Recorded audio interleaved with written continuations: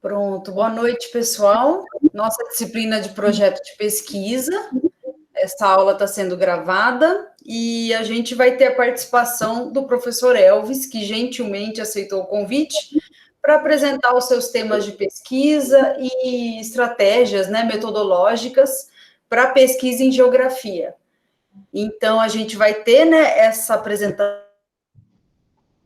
primeiro e depois os alunos aqui podem fazer perguntas e eu agradeço a presença de todo mundo. Sexta-noite, não é fácil. Então, Elvis, a palavra está com você, então. Obrigada. Agradeço mais uma vez, Carol, pelo convite e também agradeço também a presença dos alunos, porque também há uma troca entre nós. Eu também aprendo com vocês. As perguntas que vocês fazem, as problemáticas, isso também me faz estudar mais, isso também me amplia a minha visão do meu campo de estudo, que é a geografia. Então, sempre há uma troca, né? Sempre há uma interação. Ela não é assimétrica, na verdade, ela é simétrica, porque eu preciso do feedback de vocês também, feedback dos meus colegas de trabalho. A gente não faz pesquisa sozinho, a gente também não constrói conhecimento solitariamente, não tem corredor solitário no mundo da ciência. E a gente está numa universidade, que é justamente isso, né? Que é construir, compartilhar e divulgar conhecimento científico. Bom, ontem eu tentei passar para vocês um pouco daquilo que eu venho fazendo numa das dimensões do meu trabalho, relacionado às pesquisas urbanas, sobretudo com agentes sociais, para a produção do espaço urbano. E no final eu falei para vocês que em Corumbá eu estou com outro projeto, um projeto mais de base, para entender mais a questão econômica da cidade, a questão geoeconômica, e aí sim, tendo essa base, estudando esses impactos econômicos e socioambientais da cidade, numa escala maior, aí sim, no futuro, aí vou pesquisar, junto com vocês, alunos, a questão dos agentes, dos agenciamentos sociais. Então, nós precisamos construir uma geografia de Corumbá, uma geografia urbana regional, e ela precisa, inicialmente, de uma pesquisa que eu chamo de base, tá bom? Então, foi isso que eu tentei explicar para vocês ontem. E também quis mostrar para vocês também se algum desses temas que eu faço os interessa também, tem coligação com os seus trabalhos futuros. De repente, nós podemos trabalhar junto também. Então, a minha ideia era essa. Também ajudar vocês um pouco na questão do método. E eu deixei bem claro ontem isso, como vou deixar claro ainda hoje, que a questão do método é o motor da pesquisa. Então, você pode ter um bom título, pode ter um bom recorte, mas o motor que vai gerar informação, que vai gerar produção do conhecimento é o seu método. Né? É ele que vai relacionar você com o seu sujeito de pesquisa, com o seu objeto de pesquisa. E aí você vai obter informações que vão evidenciar, que vão dar suporte, que vão ancorar, que vão afirmar a sua tese, por exemplo, a sua pergunta, que vai responder a sua pergunta ou a sua hipótese. Então, a ciência, tanto a ciência física, humana, qualquer ciência, ela depende da elaboração de uma boa pergunta e de um bom método de pesquisa. Tá? E o método de pesquisa é ele que vai dar a abrangência do escopo da sua pesquisa, até onde vai a sua pesquisa. Então, por isso que é importante você pensar no método. E é interessante que vocês estão tendo essa aula com a professora Carol, e ela está dando ênfase nessa questão, porque muita gente passa batido por isso. Então, acha que o método é uma coisa assim, marginal na pesquisa. Não, o método ele é o centro da pesquisa. Tá bom? Bom, hoje eu vou falar para vocês de um outro campo de pesquisa que eu faço, que é na educação geográfica. Então, vocês estão vendo o slide aí, né?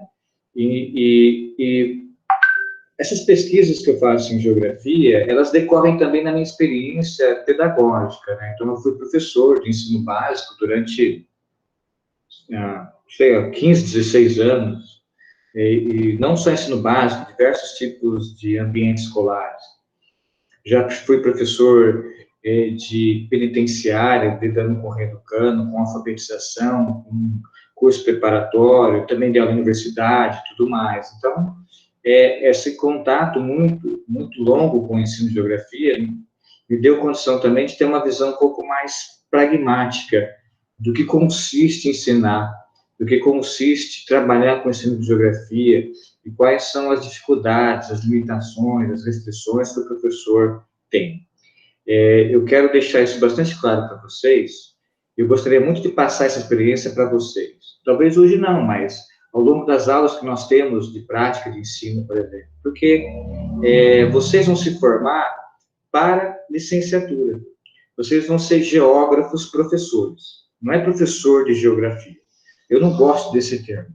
Eu gosto de termo assim, você é um geógrafo professor, porque antes de você ser professor, você é um geógrafo, você é um pesquisador. Então, se você tem que levar isso para a escola, para a sala de aula, você tem que se sentir um geógrafo. Então, o que você é? Eu sou um geógrafo que dá aula. Eu sou um geógrafo que é professor.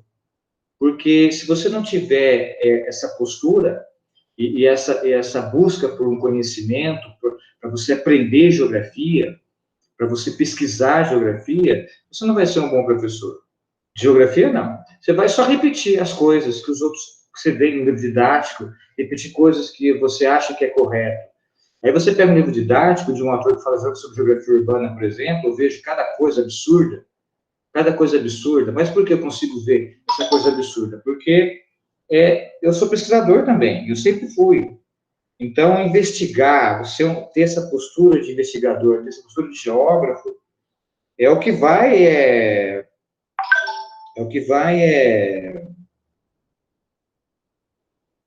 favorecer você na sua carreira de docência. E não só docência no ensino básico, depende de você tem gosto por fazer pesquisa, você vai fazer talvez um mestrado, um doutorado, e você vai dar aula também. Então, esse poder de se sentir geógrafo é fundamental. Então, não tem essa, não, o professor de geografia, ele é genérico. Não é genérico, não. O professor de geografia é alguém que sabe, que conhece, que está estudando sempre, que não fica dependendo só de manual, ele vai atrás dos artigos, ele é um pesquisador constante, certo? Então, isso é uma experiência que vocês têm que ter, melhor dizendo, né? Essa visão vocês têm que ter. Vocês vão ser professores, vocês vão ser docentes, entendeu? E, sobretudo, geógrafos. Bom, o meu objetivo aqui com vocês é falar da geografia escolar e alguns trabalhos que eu realizo com a pesquisa em geografia, no ensino de geografia. E lembram ontem que eu comecei sempre com uma frase, né, que é um mote, né, um leitmotiv, digamos assim, que é uma frase que me guia, né, na geografia urbana. E no ensino de geografia, o que me guia é isso, que o ensino de geografia ele tem que promover o conhecimento geográfico e o raciocínio geográfico. Não é você saber sobre a questão das diferentes, dos contrastes regionais brasileiros, se você não sabe ter raciocínio geográfico. Então, você tem que buscar que o seu aluno desenvolva esse raciocínio geográfico, pensar espacialmente, fazer conexões, buscar fluxo, buscar entender as escalas, porque quando você vê um fato econômico, aquele fato econômico também se espacializa. E como se espacializa? É de maneira diferenciada, correlata. Então, essa coisa de você pensar o raciocínio geográfico, ele é fundamental.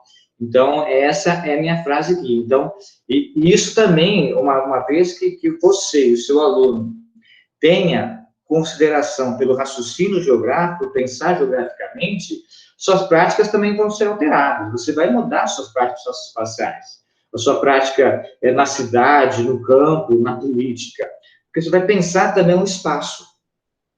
Ontem eu falei da questão econômica, né, porque eu vejo Corumbá, por exemplo, né, Corumbá, se conhece Corumbá como se fosse uma coisa linear, histórica, né, como se fosse uma coisa verticalizada. Não é isso. Quando você olha geograficamente para Corumbá, você vê diferenças, lugares diferentes, você vê situações que mudaram ao longo do tempo, umas avançaram, outras até recuaram, umas desapareceram, outras emergiram. Eu falei do terciário. O terciário hoje é forte em Corumbá. Ah, mas no passado tinha um banco, tinha um ciclo lá. Mas esse ciclo era para qual? Era uma elite. Será que atendia toda a população corumbaense? Então, essa visão espacial, ela é uma visão que diferencia. Ela vê o espaço não de maneira vertical, mas como o Milton Santos falava, né, nas horizontalidades, entendeu? Você vê no horizonte, você compreender essas diferenças, esses contrastes, essas contradições. Então, esse é um ponto importante do raciocínio geográfico, que move vocês na pesquisa também. E quando vocês fazem um tema, quando a Carol passou para mim seus temas, então a primeira coisa, lembra que eu falei ontem, é você criar o fato geográfico. Se esse fato, ele permite fazer correlação, tem conexão, ele tem extensão, quais são as variáveis? Variável socioambiental, variável humana, variável física, que variável está envolvido? Como é que se espacializa isso? Né? Qual a escala que atinge esse fato geográfico? Então, isso tudo é pensar geograficamente. E pensar geograficamente é uma qualidade do nosso pensamento. Assim como pensar matematicamente é uma qualidade. Pensar geograficamente é uma qualidade do nosso pensar, do nosso raciocínio. Não é todo mundo que tem. Nós, quando vocês entram no curso de geografia, vocês são treinados, a palavra é essa, para ter argúcia, perspicácia de pensar espacialmente as coisas. Certo? Tem gente que só vê o número, tem gente que só vê o vertical, tem gente que só vê ponto, tem gente que só vê forma. Não, o jovem vê espaço, ele vê como espacializa as coisas, os fenômenos sociais, econômicos, humanos, culturais. Bom, na geografia escolar, existem vários nomes. Tem a geografia, ensino de geografia, educação geográfica. O termo mais que eu utilizo mais e que é mais recorrente ultimamente nos trabalhos científicos dessa área é geografia escolar. Então, aqui vocês têm, vocês estão vendo no slide aqui, ó. Então, vocês têm aqui os grandes temas de pesquisa da geografia escolar. Então, a história do ensino de geografia, história, tá faltando um aqui.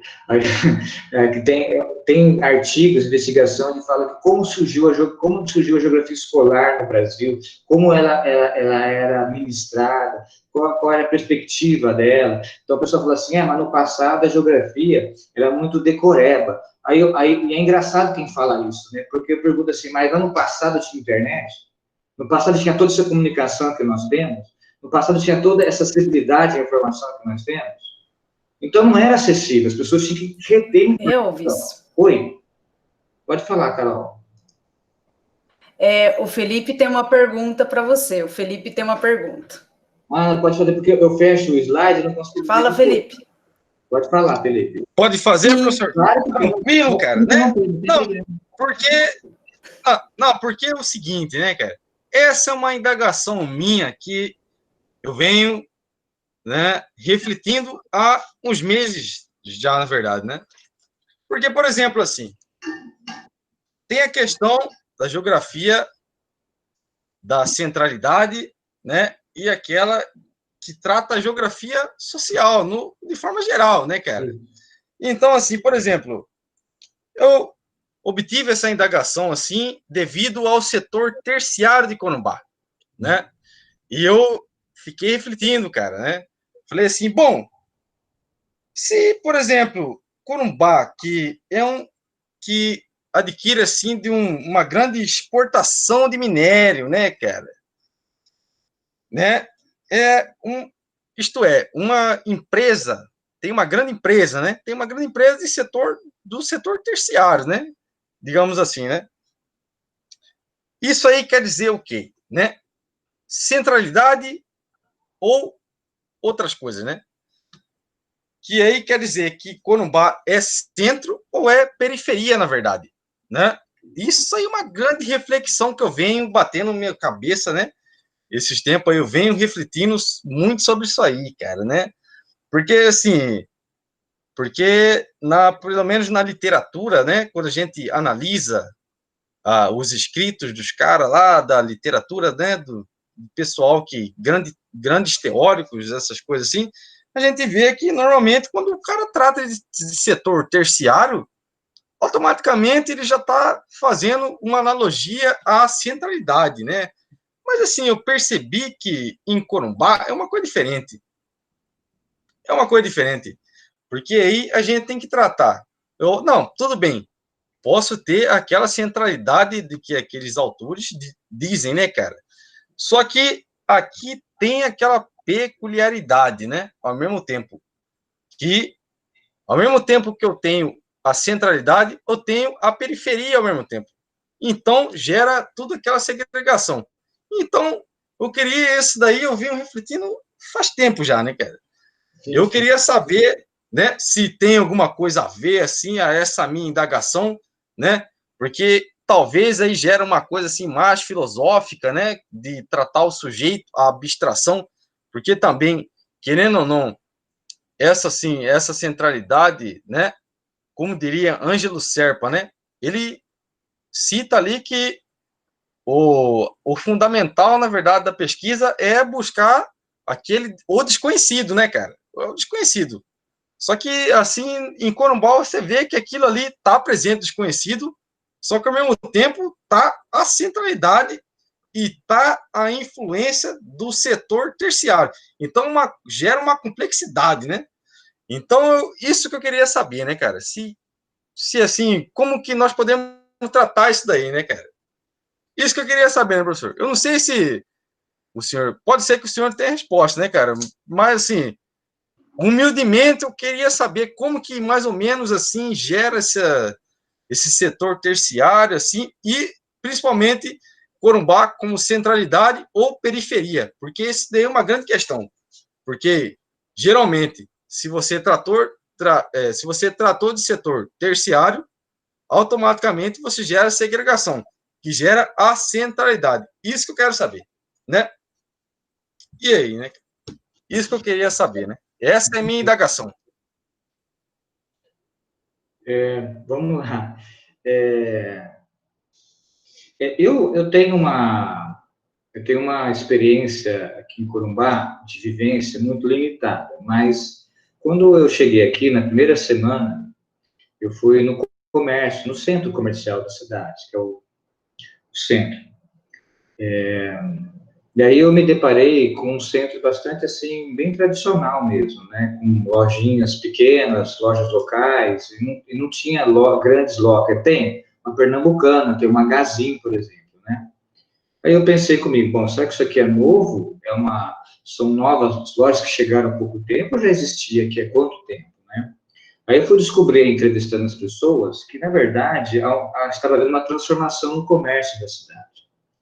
E essa transformação no comércio da cidade é no sentido de não vou dizer uma renovação, mas uma reestruturação, no sentido do perfil econômico da cidade, no sentido do perfil da oferta de produtos da cidade e da conexão dela interescalar que ficou maior, ficou mais ampla.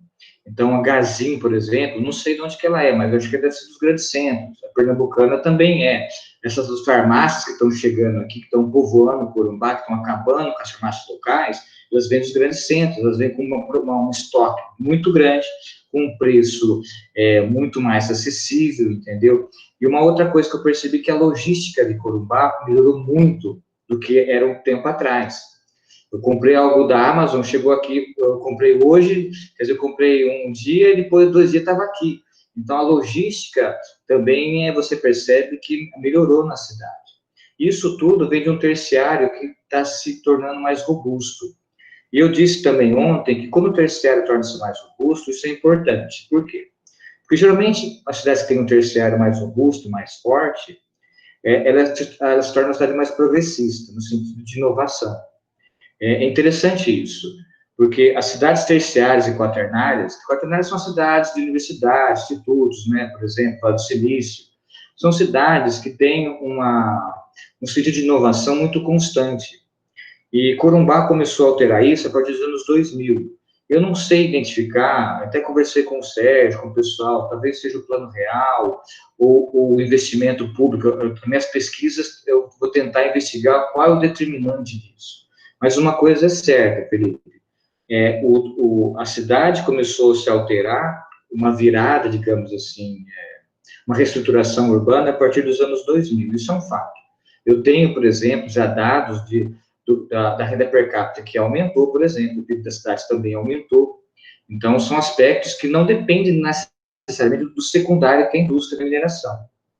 Agora, tem peso? Claro que tem peso. Então, secundário tem relação com o terciário, porque as pessoas da indústria compram coisas aqui. Mas, por exemplo, eu não estou bem certo se tudo que é aquilo da mineração quer gerar em termos de renda, qual a porcentagem disso que fica na cidade. Por exemplo, tem uma empresa aqui de mineração, que é uma empresa logística, que desce o minério pelo Rio Paraguai, ela tem conexão com a Finlândia, eu descobri isso. Então, quer dizer que a escala de Corumbá, ela está muito mais do que o Centro-Oeste, muito mais que o Brasil. Na mineração, a escala dela, por essa empresa, ela atinge um raio, uma escala até a Finlândia, entendeu? Então, quando você fala centralidade, ela é um termo bastante complexo, porque a centralidade, do ponto de vista terciário, do terciário em Corumbá, é uma incógnita, porque eu não sei se o terciário de Corumbá, ele é alterado pelas pessoas que vêm comprar aqui ou pela própria população que está aqui. Não sei se os bolivianos dão peso para o comércio de Corumbá, e se dão peso, eu não sei quantificar isso ainda, eu não sei qual é o fluxo, quanto eles gastam aqui, qual é o investimento deles aqui, por exemplo. Né? Não, né, professor? Não, Oi? eu poderia falar agora, não querendo interromper o senhor, né, cara? Pode falar, filho, fica à vontade. Porque, assim, na nossa economia, na verdade, cara, a grande influência é isso aí mesmo, cara. É o setor...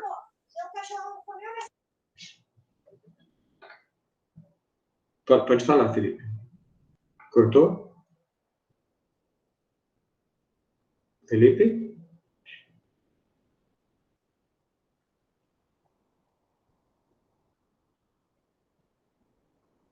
professor, cortou aqui, né, cara? Mas então, Pode continuar.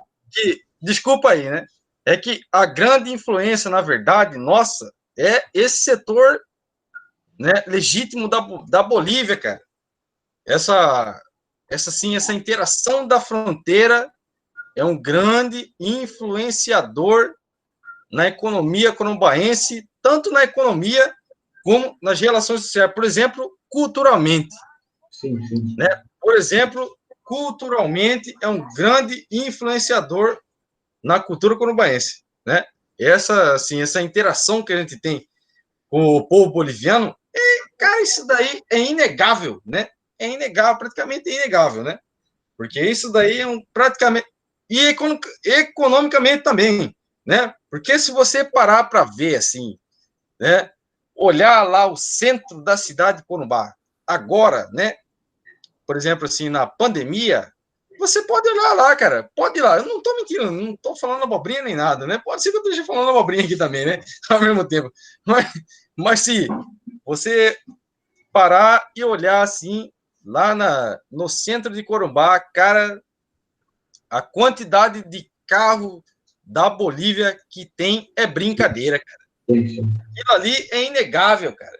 Então, tem muita gente que nega isso aí, cara. Fica, infelizmente, na negação, seja por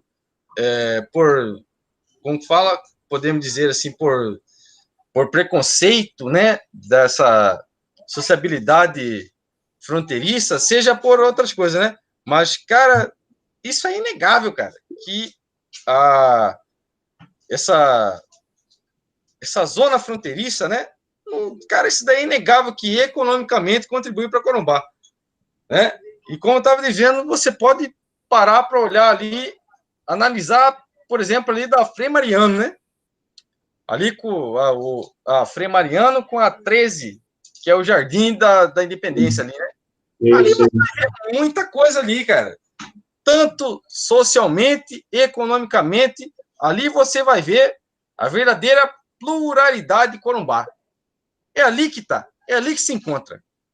É ali que se encontra esse verdadeiro eixo social, né? Esse eixo social, cultural de Corumbá, né? Isso aí, querendo ou não, estou falando agora assim, digamos assim, como um cara tratando a geografia como lugar, né? Que como algo mais assim, podemos dizer assim, como algo mais assim pessoal, né? Ângelo Serpa lá, né, cara? Que trata assim mais essa pessoalidade assim na geografia como um lugar, né, cara? Que é uma instância assim para mim que eu tô ali, então posso presenciar e posso entender o lugar, né? Tô falando isso daí não totalmente baseado nisso, né, cara? Mas, assim, a base de Corumbá tá na Frei Mariano com a 13, cara. Ali você vê várias sociabilidades, né? E também a territorialidade, vê a paisagem pantaneira, paisagem corumbaense, ali você vê tudo, cara. É ali. É a rua Frei Mariano com a 13. Ali você pode chegar a várias, não conclusão, né? Não a várias conclusões, mas você pode conseguir um entendimento de que a geografia de Corumbá é múltipla, né? É múltipla. Ali tem muita coisa para você entender, cara. Né? Porque ali, por exemplo, quando eu falo assim que eu vou querer pesquisar sobre geografia urbana, né? Essas coisas assim, cara, para mim aquilo ali é referência, né? Para mim ali é referência. Ali para mim é referência. Na 13 com a Frei Mariano, porque ali é onde você encontra assim, a sociabilidade de Corumbá. É ali onde você encontra assim, vários sentidos, né? Que, cara, porque esses tempos eu estava assim, sentado ali, tranquilo. Vocês estão ouvindo aí, professor? Né? Porque eu não sei se vocês estão ouvindo aí, não estão me ouvindo, né, cara? Estão me ouvindo? Tô sim, Felipe, normal, tô ouvindo sim. Professora Carol também está me ouvindo? Não sei se estão me ouvindo aí, né? Não, eu tô ouvindo, estamos ouvindo sim, com certeza. Tô sim. Tá todo mundo ouvindo, tá falando bem. Ah, não, porque eu achei que eu estava falando sozinho aqui, né, cara? E que, assim... Porque a gente, eu tô ouvindo o que você está falando, então eu fico concentrado. Não, eu estou tranquilo. formulando também, o que você está falando, eu fico formulando questões também. Não, tranquilo. Então, Viu, Felipe?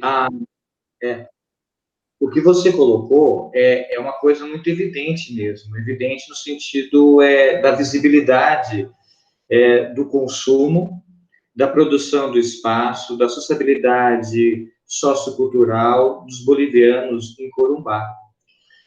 A questão principal que eu coloco para você é que é o seguinte, essa visibilidade, ela é uma coisa evidente, né? Mas a gente precisa de informações mais precisas. Que informações é essa? É o que eu falei para você agora. Porque para a gente realmente falar para a sociedade que a economia, que o terciário de Corumbá sofre um impacto, tem uma certa relação forte economicamente com os bolivianos que vêm das cidades próximas ou de outras cidades para cá, a gente precisa entender o quanto eles consomem, qual é a média de consumo deles. E uma outra questão também, qual o peso deles nesse comércio da cidade. E nós não temos isso. Então, isso também acaba gerando a gente sabe que eles estão aqui, mas não sabemos o quanto de consumo, qual é o peso deles no comércio. Quantas lojas formal e informal eles têm em Corumbá, por exemplo? Essas pessoas que vêm, eu vejo no Salles, eu morava aqui num prédio ali, no Salles Embalagem. Gente, o Salles, ele vende 80% do produto dele de embalagem para os bolivianos. E a loja dele emprega o quê? 10 pessoas, 15, sei lá quantas pessoas, entendeu? Então, é uma coisa assim que, na minha opinião, é impressionante. Então, precisa quantificar isso, porque aí sim, quantificando isso, a gente pode argumentar a questão da estigmatização que eles sofrem por Corumbá, por exemplo. Você falou bem, na minha opinião, eles são estigmatizados. Porque eles acham que eles vêm... eu já conversei com gente aqui, né? Eles vêm aqui roubar emprego, não sei o quê, não sei o quê. Mas veja bem, a cidade também depende do comércio com eles, entendeu? Não tem uma cidade isolada. Quando você falou de centralidade, agora respondendo a sua questão para você, quando a gente fala de centralidade, hoje em dia, nas pesquisas atuais, a gente não fala mais aquele esqueminha do Kristaller lá, né, dos lugares centrais, né, lugares centrais, que é o ponto, e daquele lugar central a gente consegue medir a escala, né, de centralidade, o quanto ela atinge outras cidades, uma interlândia regional. No caso de Corumbá, por exemplo, você perceba bem, os bolivianos vêm comprar aqui, mas eles vêm comprar o quê? E por que eles vêm comprar aqui? Eles não encontram em outras cidades da Bolívia? Ou é o preço que é a questão? Então, essas perguntas nós precisamos fazer para a gente entender qual é o raio de influência de Corumbá na região. Região essa transfronteiriça, que não é só... Aliás, eu até penso que Corumbá não tem uma região no sentido aqui. A região nossa é uma região mais para a Bolívia, talvez, no sentido do terciário. Secundária é uma outra questão, certo? Então, com certeza, né? Com certeza, né? Isso. Então, essas coisas precisam ser quantificadas primeiro, Felipe. E a gente precisa de pesquisa para quantificar isso. Porque o que acontece, né? Para a gente argumentar que, de fato, os bolivianos têm um peso econômico no terciário da cidade, e eles fazem parte do determinante da expansão desse terciário, a gente precisa de informações, digamos assim, concretas, certo? Porque senão a gente fica no terreno só de uma discussão sociocultural. Os bolivianos fazem as feiras, os bolivianos têm as lojas, mas o que é o peso disso? As pesquisas que eu vi aqui sobre os bolivianos na cidade de Corumbá é mais o perfil sociocultural, que são boas pesquisas. São boas, trabalha a questão da própria estigmatização que eles sofrem, das festas que eles estão envolvidos e tudo mais. Mas a gente precisa pensar na questão também econômica e na questão da dinâmica da cidade. Isso é importante. Agora, essas são questões práticas, entendeu? Então, a centralidade de Corumbá, no sentido do terciário, para mim é uma incógnita também. Eu não sei qual que é o raio desse terciário. Porque, por exemplo, falei dessas lojas que estão vindo para cá. Eu também não sei o grau de polarização de Corumbá em relação a Campo Grande, porque antigamente muitas pessoas saíam de Corumbá para fazer compra em Campo Grande, mas talvez isso tenha diminuído sensivelmente. Mas isso é o que eu vejo na boca do povo. Eu preciso de um dado, eu preciso de alguma coisa que eu possa me apoiar para fazer uma afirmação. A polarização de Corumbá para Campo Grande diminuiu. Em relação a isso, Corumbá se fortaleceu com um investimento que vem fora do Centro-Oeste, como essas lojas, como a Gazin, por exemplo, Pernambucana, essas farmácias e tudo mais, entendeu? E aí eu vou ter uma visão de uma centralidade ou uma multisclaridade, que é melhor, esse termo é até mais rico. Então, a gente fala de multisclaridade. Quais são as escalas de relações que o Corumbá tem? E no mapa isso, né? A gente consegue depois quantificar, depois visualizar no mapa. Então, o que eu estou falando para você é o seguinte, que precisa de investigação de base nessa questão aí, tá bom? Não sei se eu consegui ajudar você nessa compreensão aí. Não entendi, professor. Não, e que assim, cara, né? Pelas minhas análises também, que eu vejo, assim, que Corumbá tem um grande forte para um tipo de pesquisa, assim, o circuito dividido, o espaço dividido, na verdade, de Milton Santos, cara. Aquilo ali é perfeito para Corumbá. Sim. Aquilo ali é perfeito para Corumbá, porque se você pegar a questão, assim, dos bolivianos que fica na porta, assim, procurando vender o seu produto ali, cara, para agilizar a vida da galera, cara. Porque nem todo mundo tem condição, na verdade, né? Nem todo mundo tem condição, isso é um grande fato. Nem todo mundo tem condição de comprar aquilo que o sistema capitalista produz, que eles dizem, né, que vai servir para a sociedade, né, e tudo aquilo ali, né? Isso é um fato.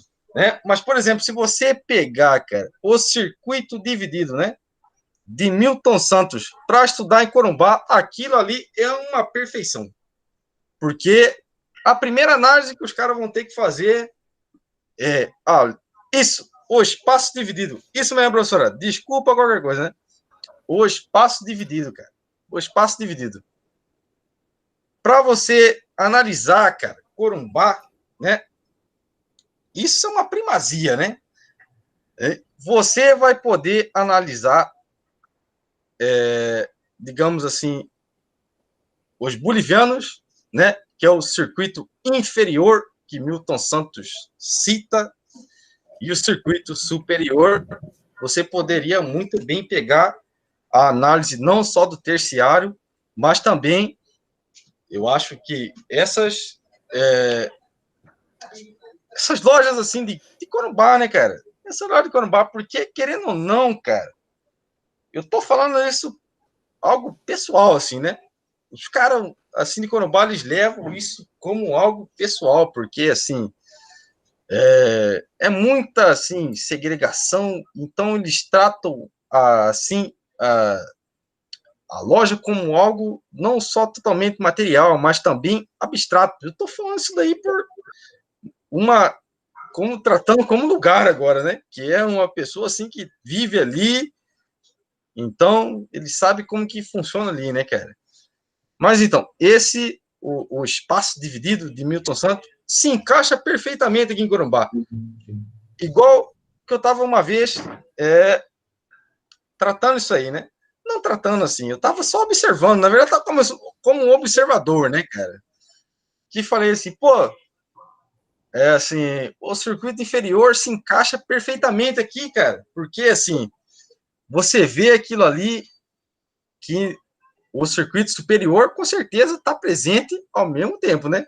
Mas você vê que o circuito inferior, por exemplo, aqueles caras assim que são os bolivianos, né? Que ficam vendendo assim as coisas assim em porta, cara. E aquilo ali não tem nada mais para tratar daquilo ali, cara. Você vê fortemente essa influência aí de circuito superior e circuito inferior, né? Da pobreza urbana, cara. Que aquilo ali é assim, que tem tudo aquela... Porque tem, na verdade, antes disso que eu estou falando, tem o método que Milton Santos disse lá, né? Naquele, que tem até aquela... como que fala? O quadro lá que ele demonstra tudo, né? Que ele fala como que funciona o circuito superior, como que funciona o circuito inferior. E também, inclusive, o circuito inferior, que ele diz lá que também tem os caras que tratam o circuito inferior como algo informal. Né? Então, você vê o que é isso daí, né? Que desde aqueles tempos, né? Desde quando que ele fez aquele livro? 1970, mais ou menos. Então, você consegue enxergar... 79. 79, né? Desde aqueles tempos, 1900, final dos 70, então 79. Você consegue enxergar, né? 1979, né, professora? Você consegue enxergar isso, como já estava presente a desigualdade no Brasil, cara. Como já estava presente essa desigualdade, né? Essa coisa assim de estigma em estudar como funciona, na verdade, as relações sociais através... Hã? Oi? Fala, professor. Oi? Não, eu não queria te cortar, Felipe, mas assim, eu não queria te cortar, mas aí eu acho que a geografia econômica, ela contribui tanto nesse debate. Então, assim, você escreveu ali no chat que você está perdido, mas é normal, porque a geografia tem muito método para entender a realidade. E aí a gente pega os autores da economia, como Wilson Cano, que se dedicou a vida inteira a estudar a economia dos países periféricos como o Brasil. E aí cai nesse debate do nosso setor terciário ser totalmente deformado. É esse o termo que ele usa, né? Com base em Furtado, com base nos economistas da CEPAL, porque os caras, eles entenderam que a América Latina, ela tem, assim, um subdesenvolvimento eterno. A gente nunca vai desenvolver. A nossa condição final é subdesenvolvimento. Isso se traduz na nossa economia como um todo. E aí os economistas vão falar isso, né? Desse setor terciário que vocês estão conversando. Ele é totalmente anômalo, ele é totalmente deformado. E aí o Milton Santos, como você bem lembrou, ele vai traduzir isso para a geografia como o circuito inferior da economia urbana. Então, assim, Felipe, a gente tem muito que conversar. Estou muito feliz pelas suas perguntas. São perguntas de alto nível. São, assim, racionalizações de alto nível. Estou muito impressionada. Eu dediquei a minha iniciação, o meu TCC e o meu mestrado inteiro para os dois circuitos da economia urbana. Eu estava estudando a fronteira Paraguai-Brasil, mas é o mesmo comportamento, né, da fronteira Bolívia e Brasil aí em Corumbá. né? A fronteira, ela tem toda uma condição própria que vai também se guiar pela moeda número 1 do mundo, que é o dólar. Então, se agora não somos nós que estamos na Bolívia, né? Vampirizando ali o comércio deles, né? Porque é o que a gente fazia. Eu estive aí em Corumbá e fui na Bolívia em 2013. Era outra linha de fronteira. Porque eram os brasileiros que alimentavam esse circuito, porque o dólar era 1,60, né? O dólar estava muito favorável para o brasileiro consumir do lado de lá. E agora inverteu. Agora o dólar está super alto, é uma cotação, né? Em relação à nossa moeda, é uma cotação mundial, e agora se inverteu. Então, são os bolivianos que compram aqui, são os paraguaios que compram aqui. Eu fico impressionada com isso.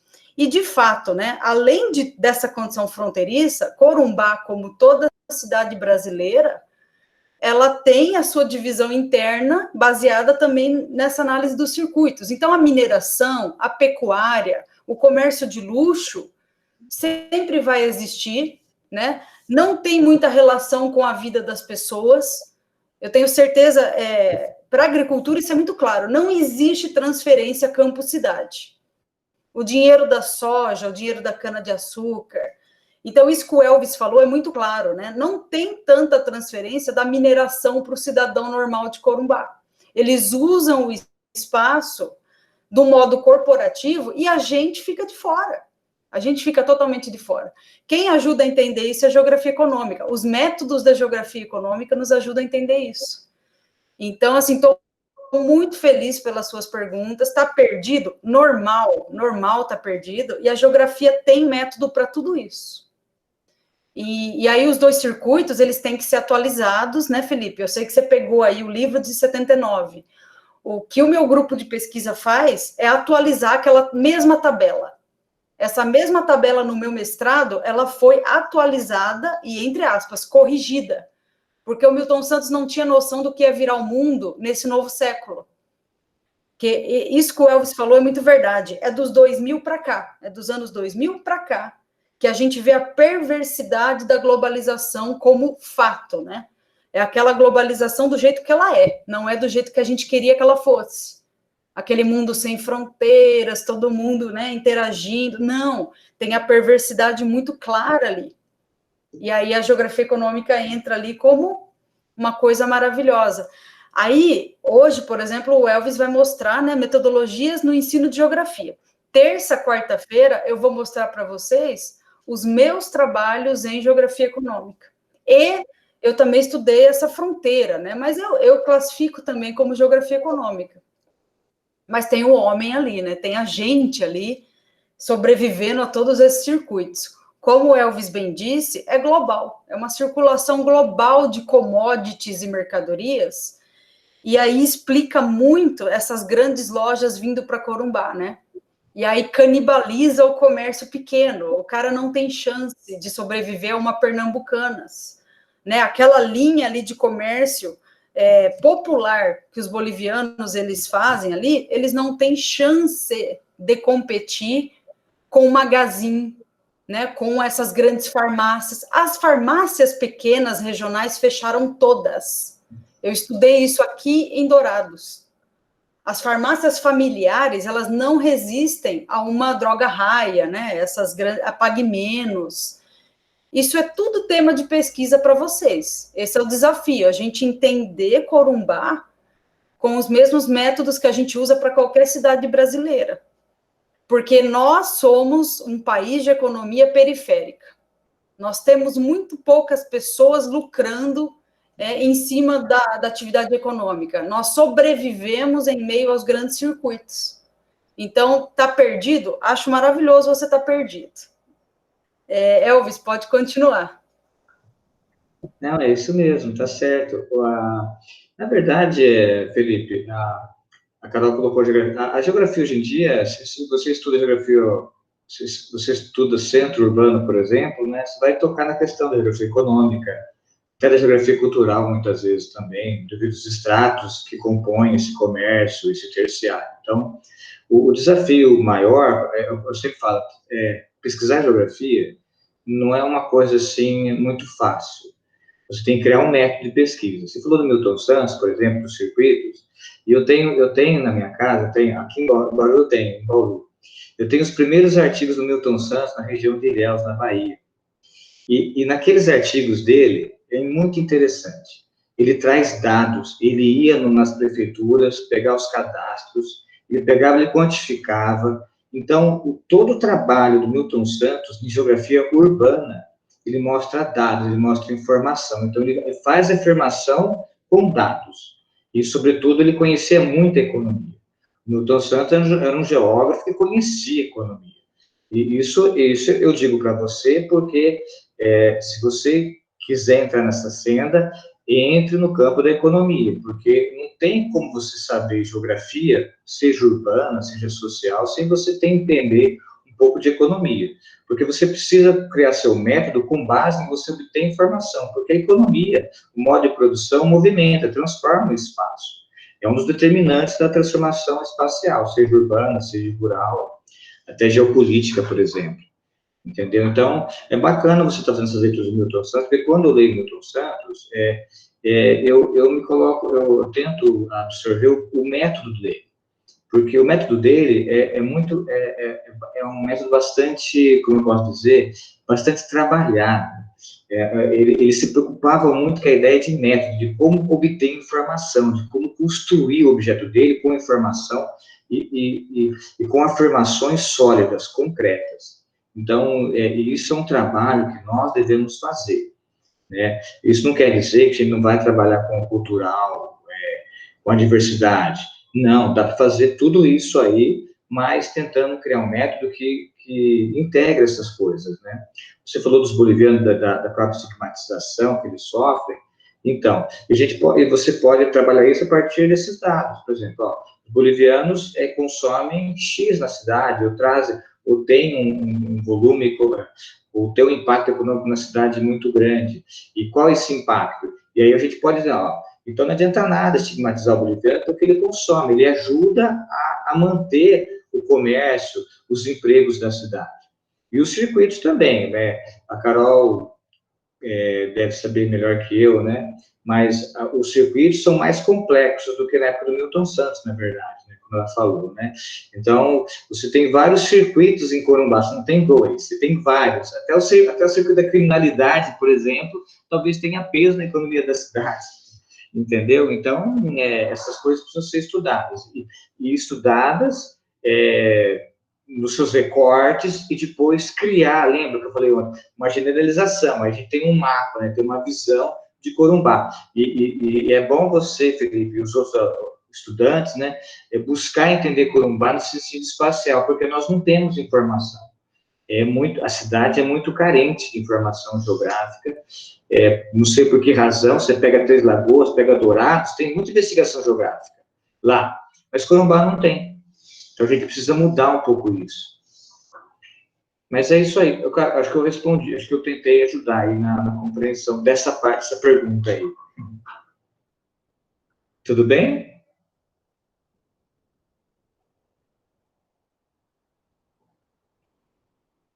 Felipe, tudo bem? Carol, tudo bem? Não, tranquilo, Acho que você professor. pode continuar já. Beleza. Tranquilo, né? Porque essa era a minha dúvida mesmo, né? Porque, assim, eu queria, na verdade, saber... Porque, assim, você sabe como um cara, quando ele é teimoso, né, cara? Porque o cara, quando ele é teimoso, ele quer, como digamos assim, quer abranger o mundo todo, né? Igual, né? Quando a gente começa a fazer pesquisa em geografia, ele quer completar todo mundo inteiro, né, cara? Então,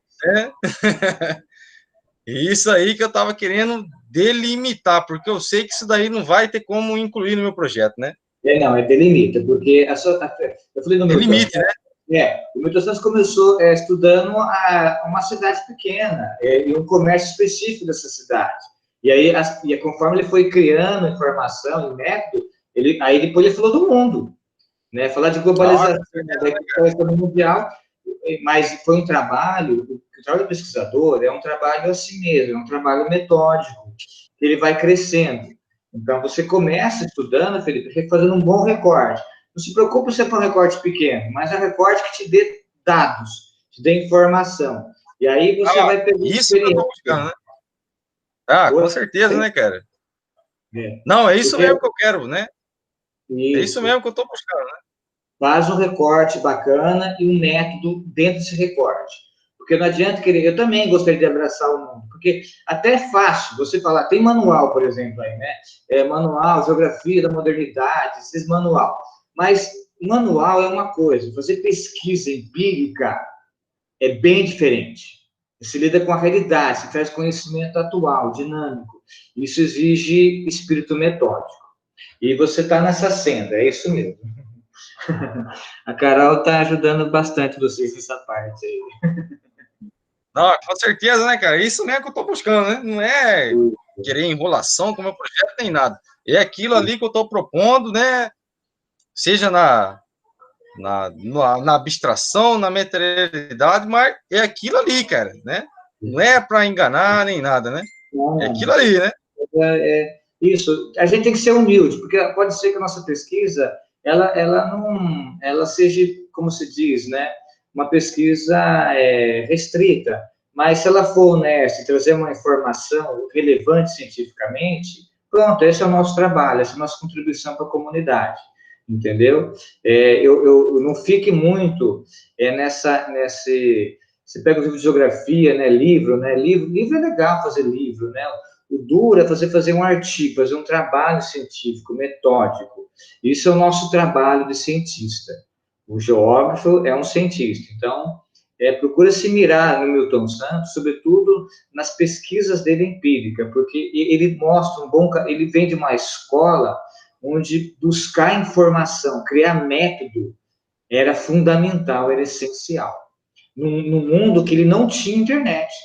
O Milton Santos começou a pesquisar muitas vezes, andando mesmo, nos lugares, buscando dado, buscando informação, fazendo questionário, entendeu? Esse é o trabalho nosso, pesquisador. Mas é isso aí. E ainda fez, né, técnica, espaço e tempo, entendeu toda a tecnicidade do movimento das coisas, né, cara? Isso. Aquilo ali, né?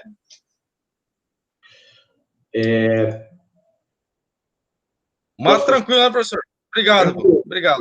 Obrigado, Felipe, pela pergunta, viu? Porque já gerou bastante indagação, discussão. Vou continuar aqui na geografia escolar das temáticas. Eu disse que quando quem estuda geografia escolar pode trabalhar com a história do ensino de geografia, pode trabalhar com os métodos e técnicas de ensino, são as abordagens, né, que vai uma abordagem interacionista, por exemplo, né, uma abordagem ligada a Frenet, e assim vai. Então, e também tem o ensino de geografia e suas linguagens. Então, linguagem cartográfica, uma linguagem visual, gráfica, como isso vai ter impacto no ensino, na aprendizagem, no conhecimento dos educandos. Também tem pesquisa em geografia escolar, eles têm muitas pesquisas nessa área que discutem a geografia nesse cenário das novas diretrizes do BNCC. O BNCC, por exemplo, agora criou, né, um novo cenário de ensino de geografia, então há uma discussão ocorrendo no ensino de geografia sobre essa questão. Tem a geografia das tecnologias, das geotecnologias, como isso vem impactando e como o professor pode utilizar. E também tem muitos artigos que mostram experiências com geotecnologia no ensino de geografia. E também tem pesquisa no âmbito da formação do professor e suas práticas de ensino de geografia. Então, são pesquisas que tentam encontrar um perfil de qual que é a formação, que professor está sendo formado, que professor é esse que está chegando nas escolas e vai ensinar geografia. Então, essas são as grandes linhas da geografia escolar. A minha perspectiva, ela também é um pouco materialista nesse ponto, né? Porque as minhas pesquisas em geografia de ensino, geografia escolar, elas partem do pressuposto das práticas. Então, eu não lido primeiro com as representações, eu lido primeiro com o que acontece, de fato, com aquilo que se mostra, com aquilo que se dá. E a partir daí eu passo a investigar aquilo que é do âmbito da geografia do ensino, tá bom? Eu tenho estudado mais sobre a questão das linguagens, então vou voltar aqui, ó. Eu costumo estudar essa parte aqui, ó. o ensino de geografia e suas linguagens. Então, eu já fiz trabalho sobre o ensino de cartografia na escola e a estética. E, ultimamente não, nesse ano que entrou agora, eu estou interessado nesse tema aqui, ó. Então, eu já estou criando já uma pesquisa sobre isso aqui, sobre a alfabetização geográfica.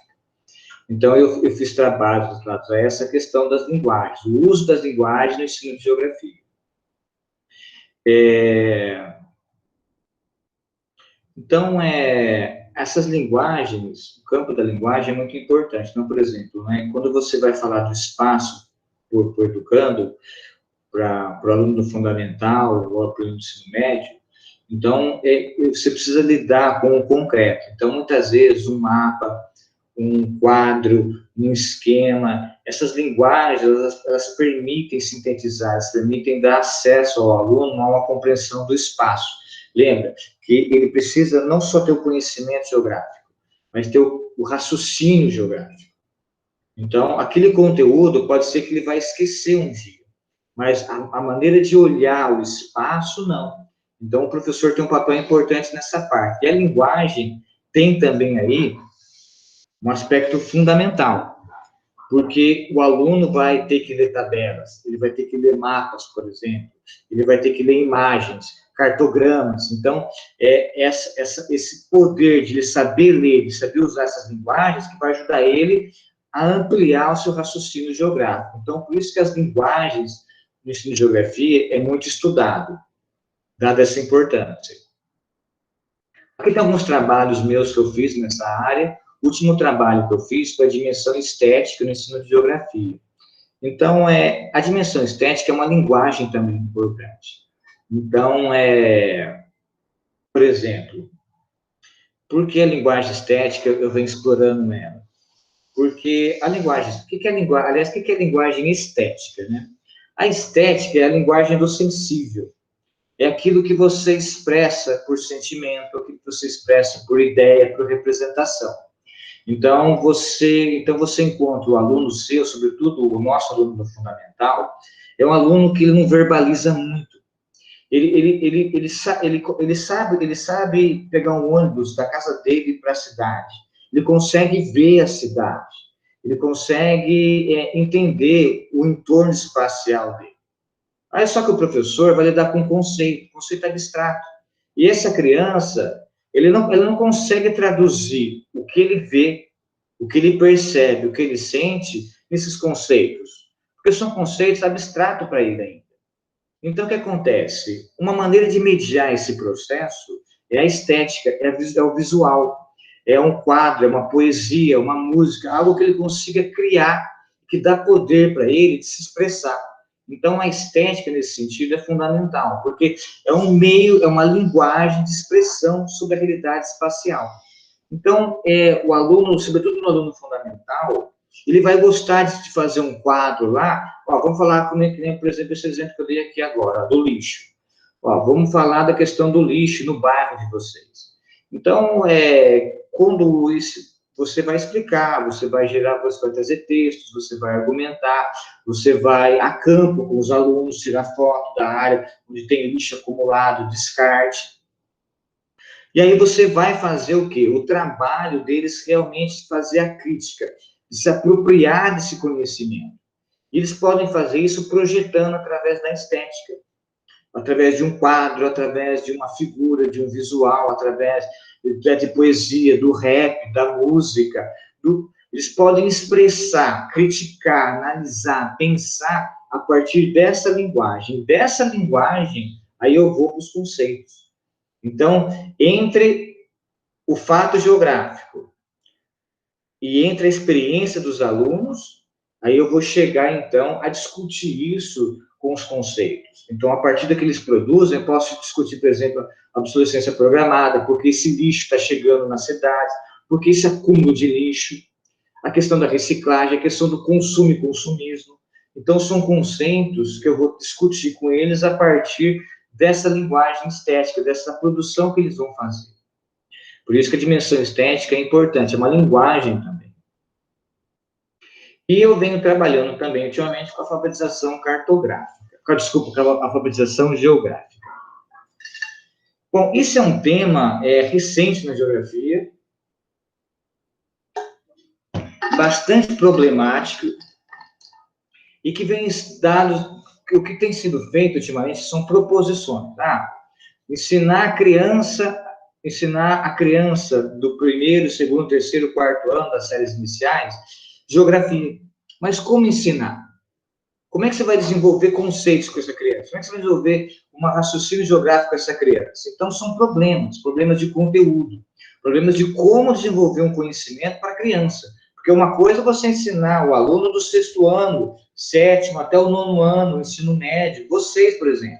Outra coisa é uma criança que tem o quê?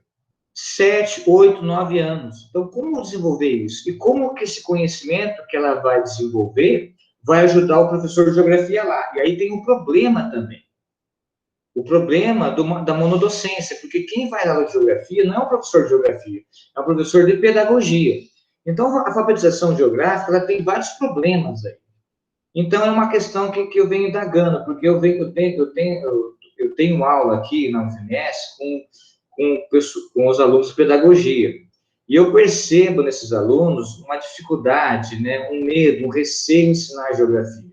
Porque eles não têm, né, agora tem professor de geografia, mas eles não tiveram formação, eles não têm conhecimento. Então, você tem que formar esse professor, você tem que levar esse aluno, esse professor que é um raciocínio geográfico, a ensinar ele a ler mapa, por exemplo, entendeu? E aí, para ele depois ensinar, para ele ter segurança para ensinar as crianças. Bom, mas a minha pesquisa que eu estou fazendo, ela é um recorte. Agora vamos ver o recorte, né? Então, eu falei da alfabetização geográfica, dos problemas. Uma coisa que eu venho percebendo na discussão de alfabetização geográfica é que as discussões são mais na proposição. O professor tem que fazer isso. O professor não ensina, o professor é de pedagogia, de geografia.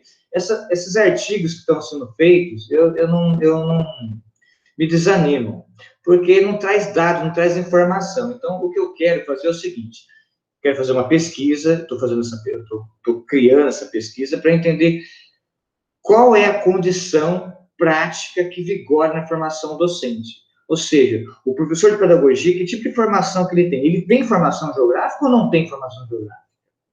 Eu preciso saber isso, eu preciso investigar isso nos cursos e com os alunos também da docência, que tem aula, se tem ou não tem aula de geografia, se eles sentem seguros em dar aula, e o que eles sabem de geografia para eles dar aula, por exemplo. Então, eu preciso ter uma informação concreta para discutir isso, porque não adianta nada criticar o professor que ele não dá aula, que ele não ensina, que ele esquece, que ele abandona a geografia nas séries iniciais, se esse professor não tem condição, se não se sente seguro para ensinar. Então, precisa ser investigada essa questão, e essa é o meu ponto. Então, o que acontece aí, né? Então, eu quero saber o que eles estudam, se eles têm aula de ensino de geografia, quanto tempo eles têm de aula, se essa aula que eles sentem que foi uma aula que deu condições para eles entender o que é a geografia, os métodos de geografia, por exemplo. E aqui vem a questão do método, né? Porque eu falei para vocês da temática da alfabetização geográfica, mas eu preciso criar, lembra, do método. Então, como é que eu vou investigar isso? Né? Como é que eu vou obter essa informação? Né? Então, eu estou criando um questionário, que é um e-survey, que é um questionário de survey. O survey é um tipo de questionário que você não precisa ir pessoalmente, você pode entregar pelo correio. No caso nosso, no caso meu, vai ser pela internet, no formulário do Google, por exemplo. Então, eu vou fazer um escopo transversal, ou seja, é um grupo, né? Não se estende horizontal, não se estende no tempo, né? É um período pequeno.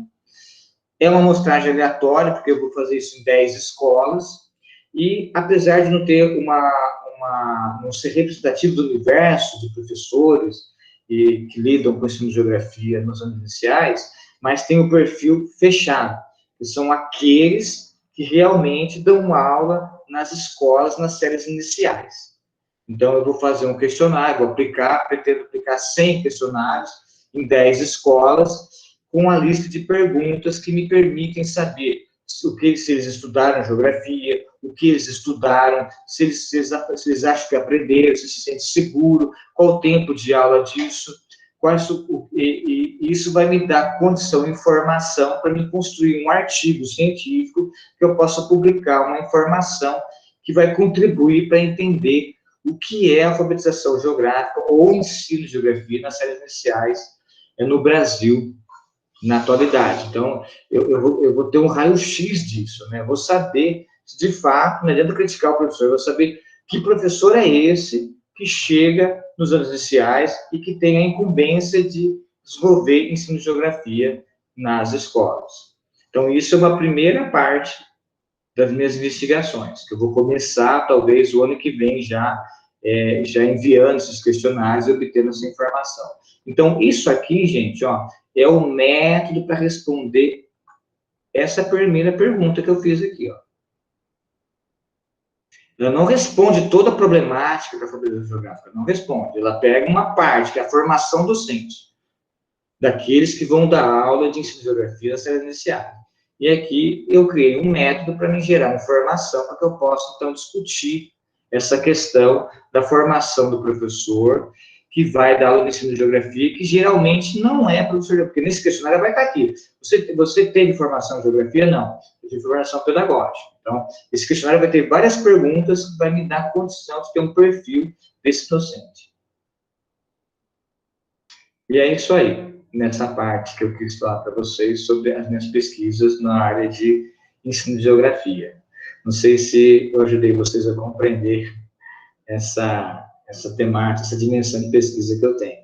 Mas é muito bacana, viu? Porque a gente não tem muita informação, dados, né, concretos sobre o ensino de geografia.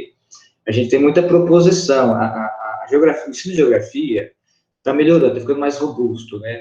Mas eu venho de outras áreas, do ensino de ciências, que é em física, em biologia e matemática, as pesquisas são mais avançadas. As pesquisas no ensino de geografia são pesquisas muito propositivas, né? Pesquisas, assim, de ensaio. Então, você não tem muitos dados, você não tem, por exemplo, conceito de espaço. A criança de 6º ano aprende conceito de espaço. O que ela aprende no conceito de espaço?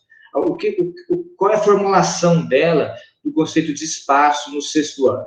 Precisa ser investigado isso, né? Mas nós não temos investigação desse tipo.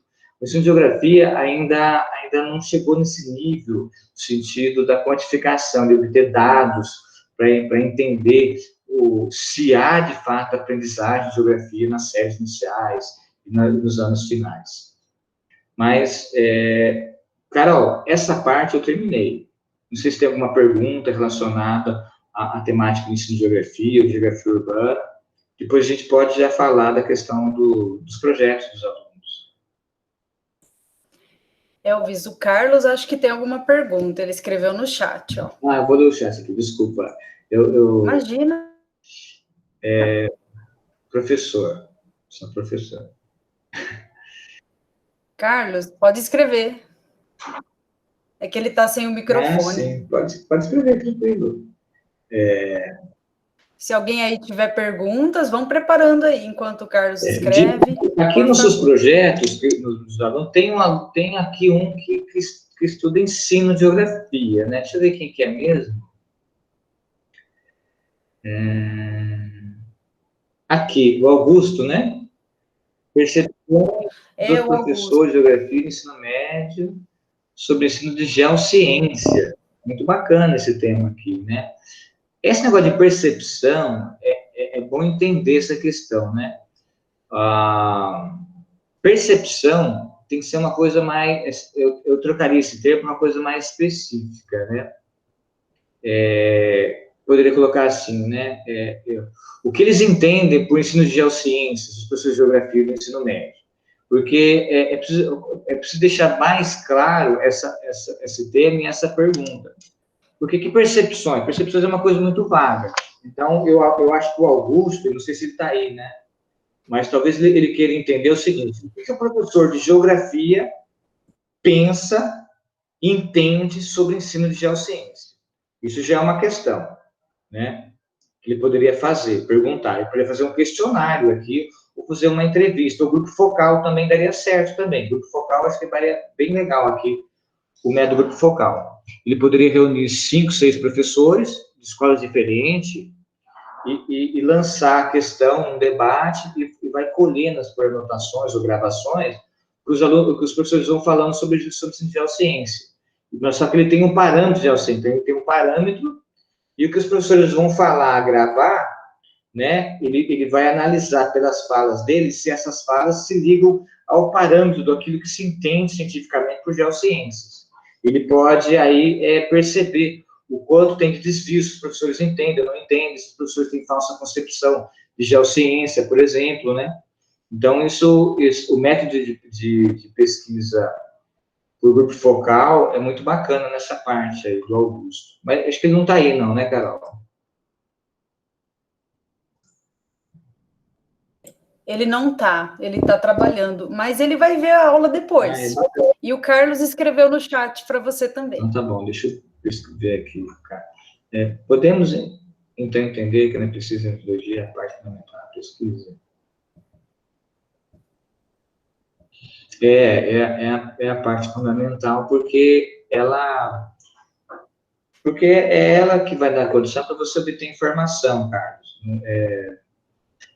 Por isso que o método, ele exige bastante tempo nosso, para você pensar, fazer uma sequência, eu vou fazer isso, eu vou pegar um caderno, vou anotar, eu vou tirar foto, eu vou em tal lugar, eu vou entrevistar essas pessoas de segmento social, vou fazer isso no tempo tal, por exemplo. Depois que eu colher essas informações, obter essas informações, eu vou sentar e vou analisar, vou comparar com os conceitos que eu tenho, por exemplo. Então, tudo isso é método. Então, o método, ele realmente, eu penso que ele é o centro mesmo de uma pesquisa, porque não adianta nada você ter um bom tema, e acontece, eu sou parecerista, e me chegam alguns artigos para mim, teve um artigo que chegou para mim recentemente, o título do artigo era muito interessante, porque ele pesquisava a questão dos cinemas na cidade de Recife, e a questão da percepção não, de como o cinema em Recife interferia, né, na cultura da cidade, do centro da cidade, né. Eu achei o título muito bacana, o título, né. Aí eu vou ler a pesquisa, e ele perdeu, o artigo tinha 15 folhas, 12 folhas só foi para falar de conceito, de cinema, de territorialidade, não sei do que. Mas cadê as informações? Cadê o fato? Cadê? O que você está mostrando de novo para mim? O que se mudou? Que teve impacto cultural em Recife? Que impacto foi esse? Então, eu não tinha nem entrevista, ele tinha. Ele não tinha entrevista, ele não tinha nem foto, ele tinha dos cinemas de Recife, ao longo dos anos 50, que ele faz um recorte bacana, né? Ele falou dos anos 50, dos anos 2000, não tinha foto, não tinha imagem. Então, o que acontece? É um ensaio para mim, é como se fosse uma reportagem de um jornal, porque ele não criou a informação, ele não gerou um fato geográfico sobre a questão do cinema. O título é bacana, a ideia é boa. Então, o que acontece? Você tem que ter métodos, porque nós somos cientistas, nós não somos jornalistas, nós não somos ensaístas, não somos, entendeu? O filósofo pode especular à vontade, né? O ensaísta pode também, o jornalista pode criar hipótese, né? Pegar, entrevistar uma pessoa, analisar aquela informação que ele teve. Nós não. A gente tem que trazer informação baseada no mundo real, né? Matar a cobra, nem mostrar o pau também, entendeu? Tem que ser assim a coisa, porque senão não é ciência.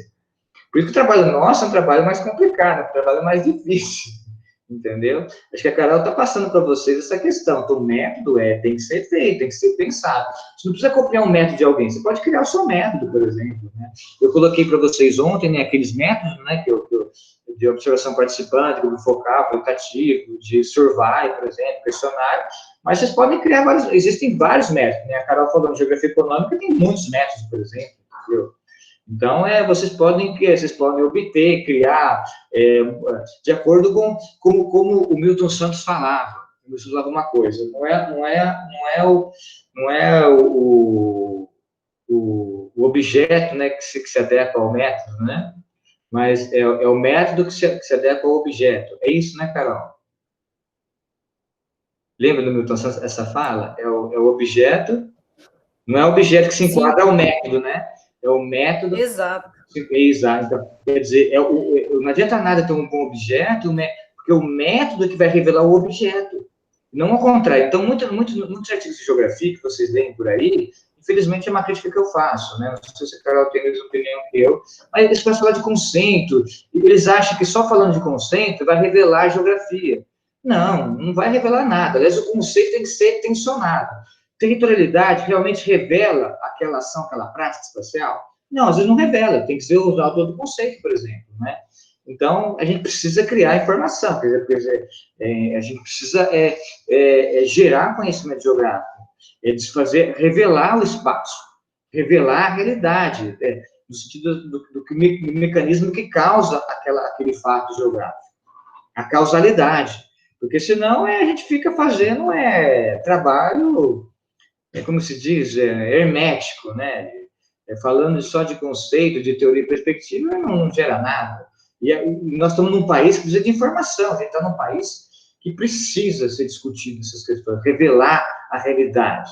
Eu vejo, por exemplo, o Josué de Castro, a Geografia da Fome, que é um livro que vocês têm que ler. Para mim, é o maior livro de geografia brasileira, o clássico dos clássicos, é a Geografia da Fome, do Josué de Castro. Porque ele pega uma temática da fome e espacializa isso. Ele vê que a fome ela é múltipla, que a fome no Nordeste, que a fome na Amazônia é diferente. Ele mostra as contradições, a desigualdade. Ele percebe, ele fala isso. No livro dele ele começa. Eu usei a geografia para entender a realidade, para entender o múltiplo, para entender a desigualdade, porque o espaço revela a desigualdade. O espaço revela a contradição. O espaço revela as hierarquias. E isso ele usou método. Você pega o José de Castro, ele vai na investigação. E o Milton Santos mandou uma carta, não sei se vocês sabem disso, que ele diz, você, José, foi o meu mestre. O Milton Santos seguiu muito José de Castro. E o Pierre Jorge também. São os dois mestres do Milton Santos, José de Castro e o Pierre Jorge. Que eram investigadores que iam atrás das informações, né? Tanto que você pega o José de Castro e o Pierre Jorge, não tem muita discussão conceitual. É discussão, assim, no sentido de mostrar informação, de mostrar a realidade, de mostrar como ela é a realidade, como é a dinâmica do espaço, como se revela a estrutura do espaço, quais são os mecanismos que explicam o espaço, as transformações do espaço. Mas acho que eu me estendi um pouco, mas é isso. Não, eu acho que tem que ser dito isso, Elvis, porque o que eu vejo na realidade, né, alguns colegas, né, que fazem pesquisa, é que não obedecem muito, né, o que os dados mostram. Quando a pessoa vai fazer uma entrevista, ela quer que o entrevistado fale o que ela já está pensando. Exato. Né? Você tem que falar a minha hipótese, e aí, às vezes, a realidade é totalmente outra. Totalmente. E aí eu falo para eles aqui na disciplina, né, veja se o seu tema tem embasamento na realidade. Então, eu fico insistindo com eles aqui, vão atrás dos dados. O que os dados estão falando para vocês? Senão, não dá para fazer pesquisa. Você precisa de informações, né? E o que eu vejo é o oposto. Eu vejo as pessoas querendo entortar os dados, os números, para fazer, né, o dado falar o que ela pensa, e não a realidade. É adequar, né, o objeto ao método, o método ao objeto, né? Porque, na verdade, o que a Carol falou, viu, isso é importante, porque existe uma coisa chamada militância política. Então, isso todo mundo tem uma crença política, né? É inevitável isso, né? Mas quando a gente faz ciência, a gente precisa ver se aquilo que se mostrou para você de real, realmente contradiz ou apoia as suas afirmações, as suas crenças. Pode ser que elas não apoiem. Elas vão para outro caminho, entendeu? E você tem que se guiar para esse caminho, porque a ciência é isso. Aconteceu comigo já, de pesquisa, eu lembro uma vez que eu fui num trabalho de campo que eu fiz com jovens, foi em Marília, e aí eu fui nesse campo ainda para observar, né, e eu tinha a ideia de que desses jovens aí, eles estavam consumindo bebida, né, essas bebidas como uísque, né, bebida de estilo, né, e que essas bebidas estavam consumindo para ostentação, porque é o senso comum, né, os jovens querem ostentar, né, Inclusive, tem sociólogo que coloca essa discussão, e eu já escrevi artigo a respeito disso, que isso é uma visão torta, né? Existe a ostentação, é verdade, mas eles buscavam, eles compravam os uísque, a bebida, mas não era para se mostrar para o grupo, era a ideia de eles criarem a ideia de que eles tinham, apesar de trabalhar o dia inteiro, a semana inteira, de maneira escorchante, que eles tinham uma condição de consumo, que eles poderiam consumir aquilo lá e valorizar o trabalho deles. E isso eu não vi só, não foi só entrevistando, eu fui observando, inclusive eu pesquisava, né, depois comecei a pesquisar com os pais deles e os professores deles, e essa era essa questão. Então, eles criavam visibilidade a partir desse consumo. E a sustentação era muito maior entre os jovens de outras classes sociais, por exemplo. E é engraçado isso, porque a ostentação só existe com o pobre, né? O rico não ostenta. Essa é uma visão distorcida. Então, isso abalou um pouco a minha visão. E aí, a partir daí, eu comecei a questionar a ideia de ostentação. Peraí, a ostentação é só um verniz de uma coisa que mostra uma outra realidade por trás disso. Então, os dados mostravam outra coisa para mim, entendeu? Então, quer dizer, a gente vai fazendo a pesquisa e ela vai revelando coisas que muitas vezes abalam nossas crenças. A gente tem que mudar, fazer paciência. O mundo real é o mundo real, não é o mundo do sonho, da representação nossa. E a ciência, ela bate forte nesse aspecto. Ela desmancha os nossos castelos, muitas vezes. Alguém tem alguma dúvida para o professor Elvis? Você que tem algum tema, né, relacionado à apresentação dele de hoje ou de ontem? Não, vou fazer aqui, né, professor? A última, né? Não estou fazendo pergunta nem nada, né, cara? Porque a gente aprende junto, na verdade, né? É uma dialética, assim, que a gente vai aprendendo junto, né? Sim, isso mesmo. Por exemplo, assim, porque, pelo que eu vi, né, cara, Milton Santos, ele foi muito influenciado por Armando Corrêa da Silva, né? Que, inclusive, esse Armando Corrêa da Silva, ele queria, assim, pelo que eu li ali, né? Ele queria fazer, assim, uma ontologia do espaço, né? Uma ontologia do espaço. Então, ele queria, assim, basicamente, criar uma ciência do espaço, né, cara? Mas uma ciência do espaço não da galera da física lá que vai para o espaço, né? Uma ciência do espaço, assim, eu digo assim, mais assim, com as relações sociais, tudo é dentro da geografia, basicamente, né? Então, assim, né, cara, isso é uma grande discussão, né, professor? Eu não estou fazendo pergunta nem nada agora, na verdade, né? Mas mas é uma questão, porque a ideia. Não, continua, Felipe, depois eu falo sobre essa questão para você. Continua, eu não estou propondo pergunta nem nada, cara, né? É assim, é só uma coisa assim para a gente refletir mesmo, né? Para a gente poder refletir. Eu não sou formado em geografia nem nada. Você vê que, né, um cara que está fazendo graduação, né? Que, assim, começando a refletir as coisas, né? Mas, assim, eu vejo assim, cara, né? Que essa coisa do espaço é uma coisa, assim, que sempre bateu forte na linguagem da geografia, cara, né? Tanto o espaço social, bem como o espaço, né? Que os caras entendem tanto como produzido e também, assim, arquitetado, instância social.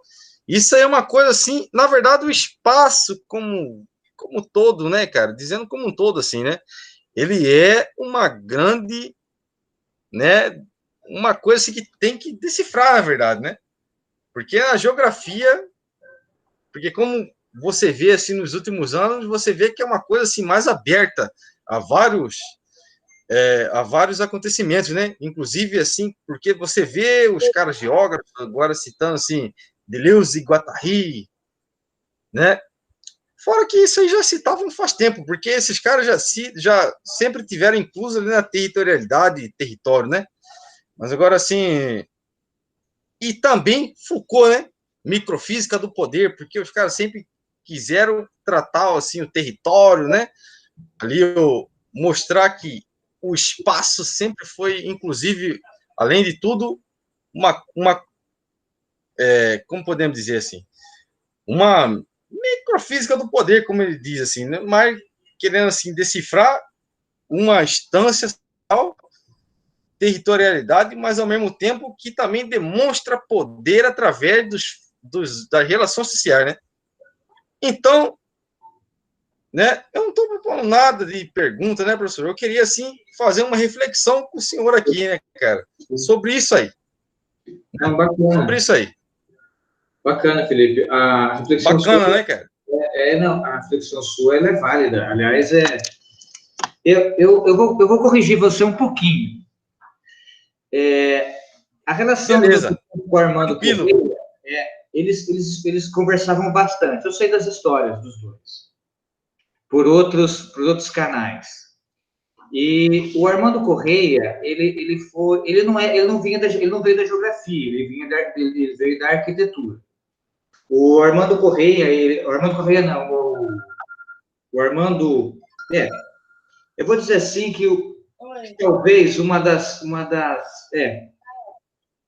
dizer assim que o Milton Santos... Beleza. Tá me ouvindo? O Armando teve uma influência muito grande da fenomenologia. Tá ouvindo? Normal? Tô sim, professor. Tô ouvindo tudo, pô. Tranquilo. O Armando teve uma influência muito grande da fenomenologia. E no livro dele, O Espaço Fora de Lugar, por exemplo, né? Eu tenho os livros dele, eu li bastante sobre ele também. O Milton Santos encontrava no Armando uma voz, um diálogo, coisa que ele não encontrava na USP. Então, ele falava assim, o Milton Santos, nos corredores da USP.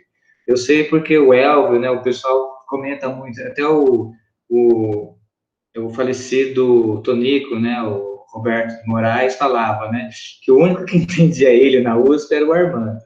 E o Armando tinha uma formação filosófica também muito boa. Então, os dois dialogavam bastante mesmo, e os diálogos eram bem legais mesmo. Pena que eles não foram gravados, eles não foram registrados. O Armando era um visionário em geografia, era um visionário. Se tiver um tempo, eu poderia falar só sobre ele numa live só. Porque eu conversei com vários alunos que foram dele, né? Por exemplo, o Rui Moreira, o Eliseu, o Elvio, por exemplo. Então, eu sei muita coisa do Armando. E é muito bacana. E é engraçado que é um autor que hoje em dia é desconhecido. Mas foi o cara mesmo que imprimiu uma mentalidade mais filosófica na geografia brasileira. Tanto que o Eliseu escreveu um livro sobre filosofia e geografia.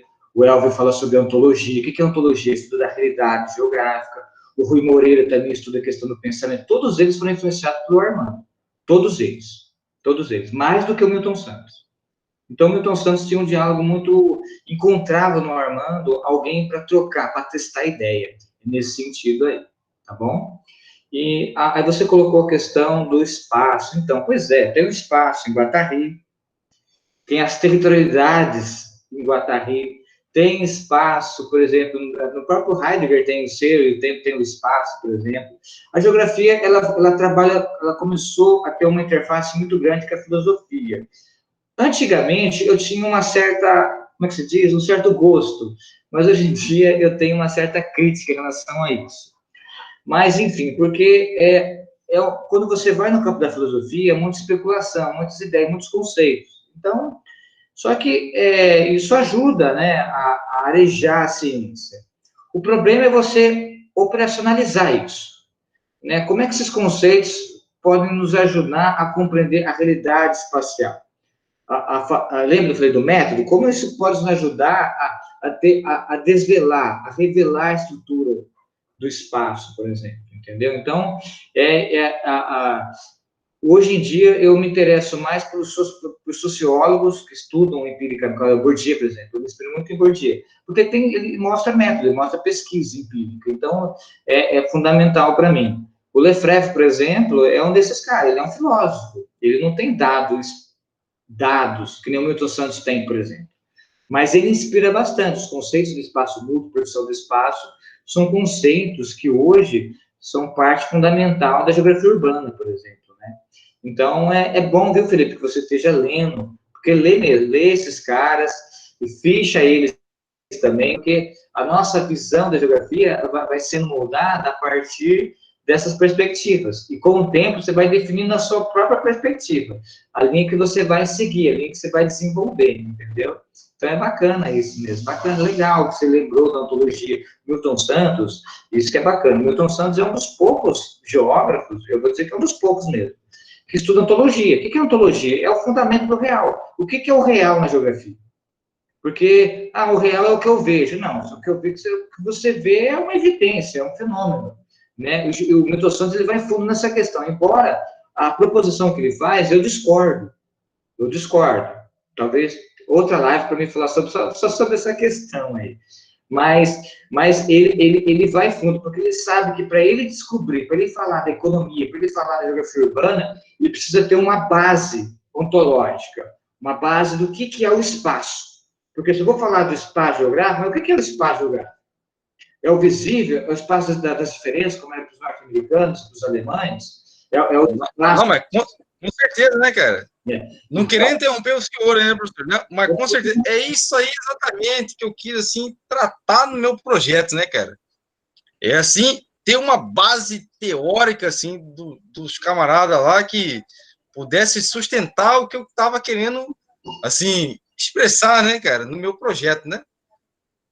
Isso que eu estava querendo, assim, demonstrar, né, no meu projeto, né? Eu não sei se o senhor leu lá o projeto, né, cara, mas, assim, não, eu não é aquilo, né? O título, né? O título que você faz a reflexão do... Você faz... Deixa eu ler aqui. A Carol mandou para mim, que é sobre Felipe... Aqui, ó. A dinâmica e produção do espaço urbano, estudo do Centro de Corum. Isso mesmo. É porque é a junção de Lefebvre, né, com Milton Santos, né, cara? É a materialidade, né, igual aquilo que eu expliquei ontem lá, né, que eu quero juntar os dois, né, cara? Porque toda aquela teoria deles, né, eu quero propor assim, não sei se tem como, né, mas eu queria propor os dois assim, num conjunto, assim, no projeto, né? Isso que eu queria propor. Porque, cara, para mim, assim, os dois são referência, né? Igual você agora estava falando que Milton Santos é, cara, referência na geografia urbana, porque ele criou muito conceito, querendo ou não, ele criou vários conceitos, né? Você abre a natureza do espaço, ali tem tudo, cara, né? Ali o cara quer estudar geografia, tem que abrir a natureza do espaço, né? Ali, praticamente, tem vários conceitos ali que o cara quer estudar, cara, né? Mas, assim, o que eu me identifiquei, assim, foi Lefebvre, cara, né? Aquilo ali, o espaço produzido, né? Foi mais, assim, que me tocou mesmo, foi, assim, uma sociologia, né? Porque, né? Eu não sei por quê, né?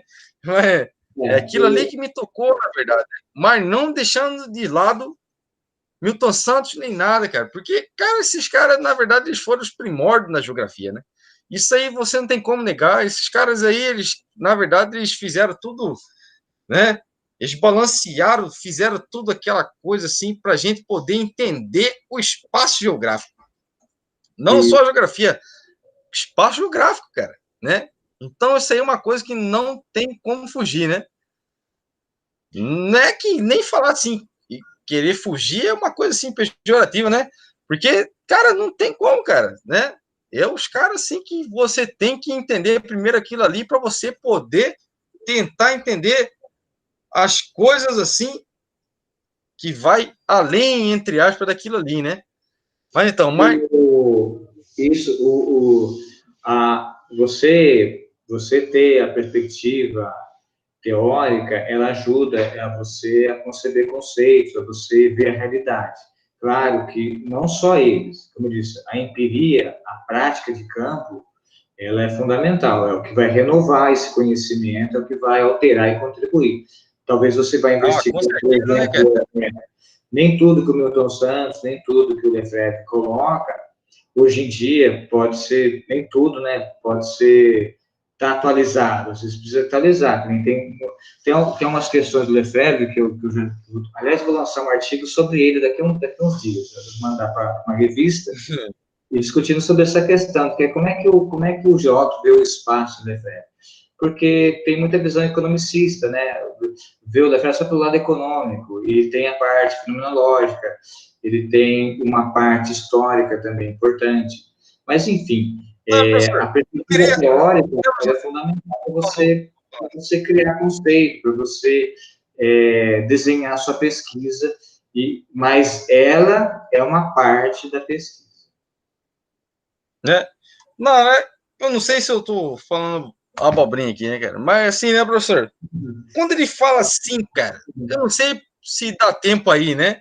Da aula da professora aí, porque a gente tá batendo aqui 9h30 já, né? Dá tempo, professora? Não sei se dá tempo, né? É a Carol que coordena. Tem que pedir permissão, né, cara? Dá tempo, professora? Fala aí que tá bom. Mais um pouquinho a gente termina. Pode falar. Porque assim, quando o Lefebvre ele fala assim, cara, prático social. Isso que eu queria entender, cara. Sim. Ele fala prático sensível, na verdade. Eu queria saber se eu estou entendendo errado ou correto, né? Pela minha analogia que eu consegui atribuir à realidade, né? Como que é esse prático sensível? Eu acho que eu vou ter essa resposta para você no artigo que eu mandei agora nessa revista aqui de Dourados, esqueci o nome. É um PED, né? Que é justamente sobre isso. Eu tô discutindo o que é prática espacial em geografia a partir de Bourdieu e Lefebvre. Porque em geografia, prática espacial ou social é um pouco, não é que é confuso, né? Como é que eu posso dizer para você? Tem interpretações dessa questão. Eu acho que tem um caminho para entender o que é prática espacial, o que é prática social, e de onde vem um e de onde vem outro, e quando elas se juntam, por exemplo. Isso é uma discussão teórica, mas fundamental para quem faz pesquisa.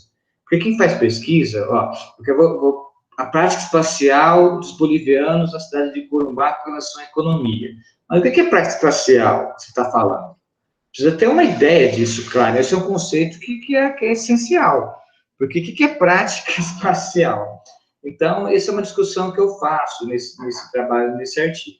Você perguntou do Lefebvre, né? Do que é prática espacial para o Lefebvre. Então, vamos lá.